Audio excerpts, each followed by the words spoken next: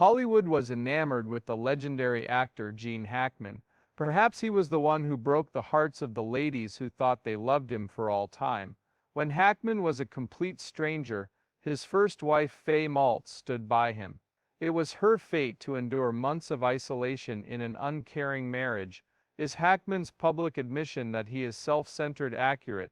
Was it because Maltz lacked the courage to tell the public something terrible that she kept secrets?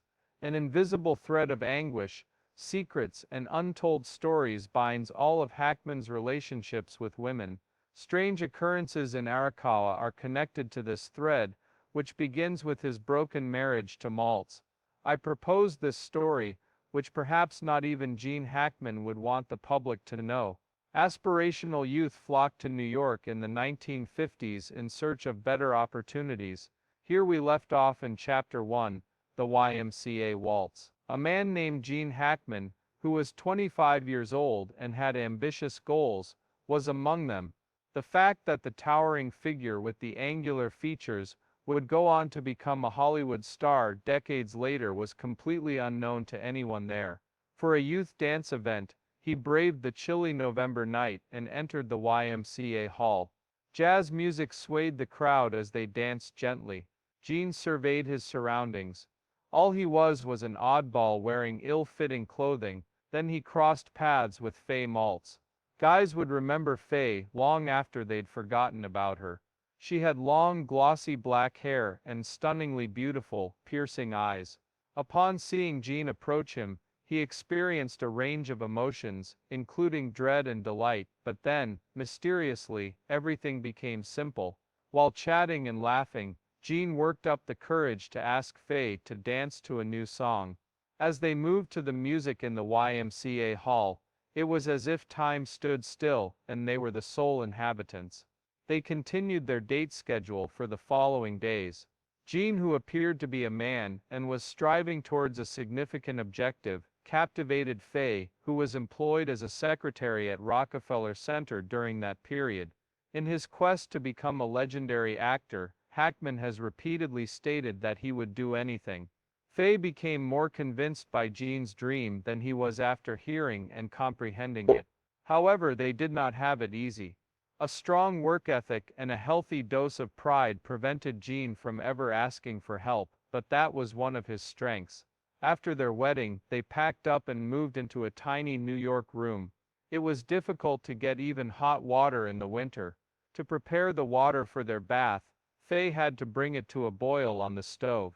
Monthly rent payments were a struggle for them. In an effort to cut costs, there were days when they would subsist on bread and coffee. A stable job was unavailable to Gene. He had a string of low-paying jobs, from marketer to servant, that he worked for a while. Only when it came to tests did Gene never give up. Hackman spent hours in front of the mirror rehearsing his lines, exploring various ways to convey his emotions. Unfortunately, he kept getting turned down when he tried to break into the film industry. However, he did not find the lack of funds or the closed doors of Hollywood to be the most difficult thing. The distance between Gene and Fay was widening. Because of his strong character, Hackman could be unyielding at times. Proving that he wasn't a failure was his main concern. For Fay, it served a greater purpose. Gene didn't appear to care about her aspirations for a stable life and a loving family. Fay sat exhausted in an old armchair when Gene returned home from a long day of unsuccessful interviews. Her voice was gentle and concerned as she asked, "Gene, are you certain you're heading in the correct way?" With a frown on his face, he set his coat on the table. "Don't you believe in me?" "It's not that I don't believe in you," said Fay. "Fear grips me. I'm worried that you're neglecting your family too much. Have you any opinions? Must I do it?"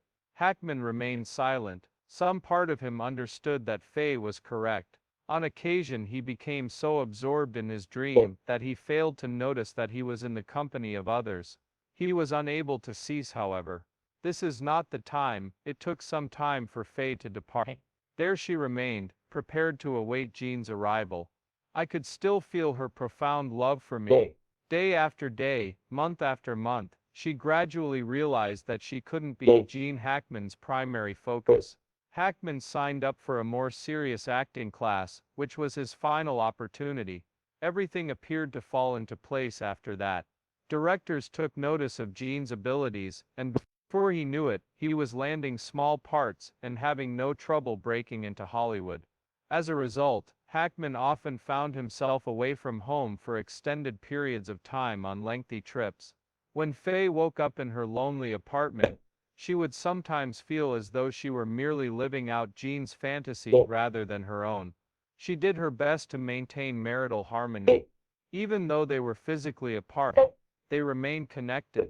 They were brought together at the YMCA dance years ago, but life's inevitable twists and turns eventually drove a wedge between them. An unforgettable family. The cost of fame. Not everyone has the courage to confront the shadows that lurk behind the spotlights of fame, even though they are constantly shining. The price of Gene Hackman's fame was the things he unintentionally left behind. His family, wife and children, as well as the precious moments he should have spent with them, and the years of hardship he endured. Hackman worked tirelessly for years, and now he has achieved his goal. He was noticed by Hollywood for his talent.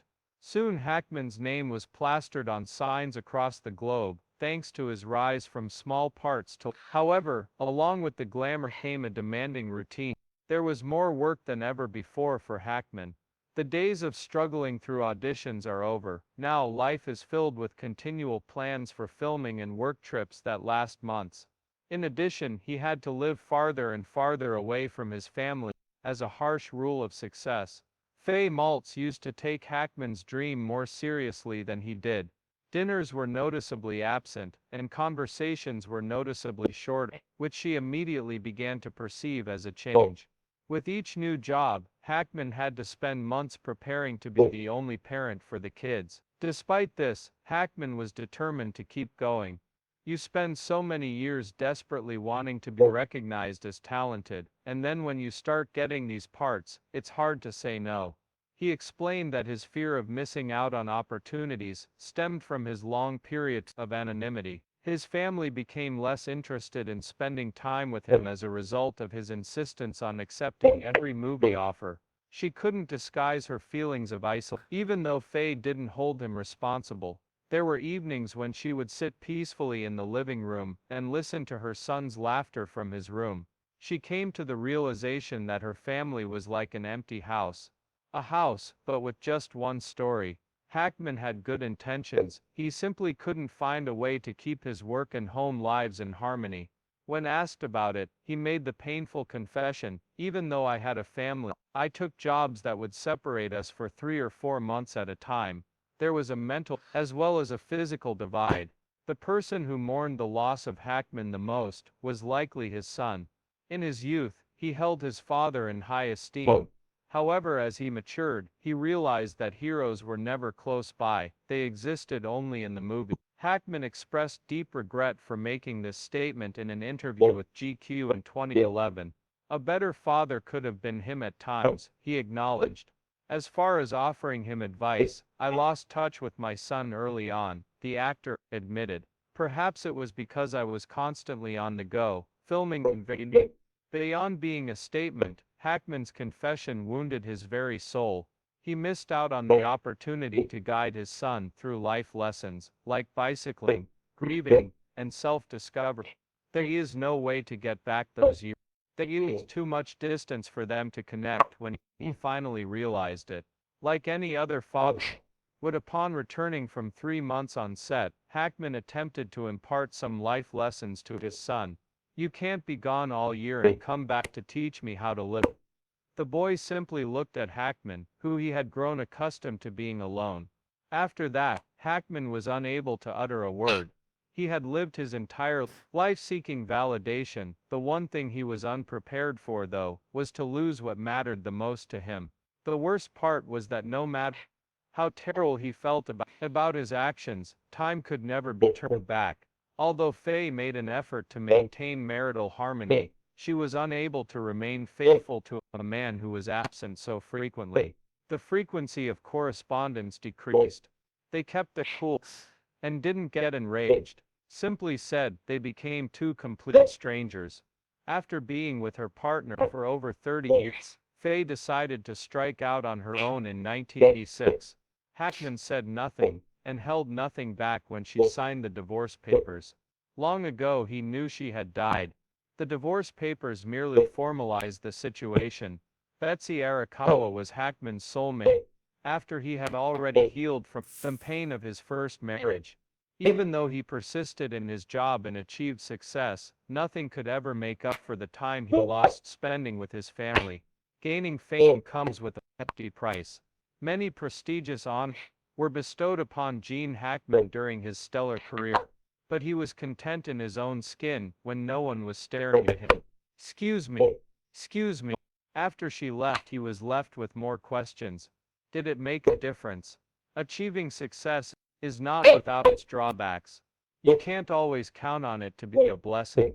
After overcoming adversity and rising to the pinnacle of his profession, Gene Hackman couldn't deny the tragic reality that his family had become second fiddle to success. Fay Maltz, who was Hackman's ex-wife, lived a solitary life during his golden years in Hollywood. Parts accolades and late-night press conferences kept Hackman very busy. In the home they had constructed side by side, Maltz was alone. The rumors that their marriage was icy were not unfounded, but nobody could say for sure how she felt. Hackman was not someone who readily expressed his emotions. He was a tough guy and an excellent actor, but he might not have realized the pain he caused to his loved ones. Hackman began to recognize his mistakes later in life. In 2011, when GQ asked him what he regretted most in life, he was forthright and said losing his family. You worked so hard for years to be seen as talented, and when parts start coming your way, it's hard to say no. It may have appeared simple at first, but that statement was actually filled with profound suffering. Hackman made no effort to clarify his actions or assign blame. He merely spoke the truth. His pursuit of fame had led him to conceal the most crucial aspects of his life. That much was true. Even though Hackman was less vigilant than before, his voice carried an overwhelming sense of loss whenever he spoke. A different discussion brought up his first year in the spotlight and the ways it altered his life. Even though I had a family, I took jobs that kept us apart for 3 to 4 months at a time. That is quite an allure. Excuse me. Excuse me. The attention and cash were too much for my inner child. My shoulders couldn't take that. What they said could only be described as a confession. He came to the realization that his every decision had been influenced by the impoverished youth from his past. The one who aspired to fame, but had never had enough money. Money and fame, he had reason, would put everything in perspective. But that lad was incorrect. By the time Hackman realized it, it was already too late. Exactly what Maltz was up to during that time was a mystery. She avoided the limelight and never placed the blame on her ex-husband. However, those who were acquainted with her past, that her gaze was perpetually melancholy. The rumors that Hackman and Maltz were married were always there, but they were whispers, never loud. Rumor has it that Maltz's mental health had been deteriorating for years due to Hackman's estrangement, and that she had endured it all in order to hold on to a marriage that she knew wasn't her anymore. During an unusual heart-to-heart, Maltz reportedly told an ex-close friend of hers, he wasn't a bad man, but he was never really part of this family. This was after she had avoided discussing Hackman much after the divorce. Perhaps the whole plot was conveyed in that one sentence. Although Hackman did not engage in any kind of sexual misconduct with his family, he was also not a good parent or spouse, because he was constantly away on business trips, film sets, or contemplating deep thoughts. He was never truly at home. More than 30 years passed before Maltz finally gave into. Following their breakup, Hackman wedded Betsy Arakawa again, this time with a much younger woman. Perhaps Hackman's diminished need for stardom was a contributing factor to the smooth sailing of his second marriage. He exerted tremendous effort, but the past remained unchangeable. It was said that on occasion, Hackman would remain alone in his study and gaze at vintage family photographs. That may have been the one and only instance when he truly perceived himself as a man who had it all, and then lost it all. His thoughts were a mystery to everyone around him. While fame has many positive effects, it also has the potential to isolate those who experience it.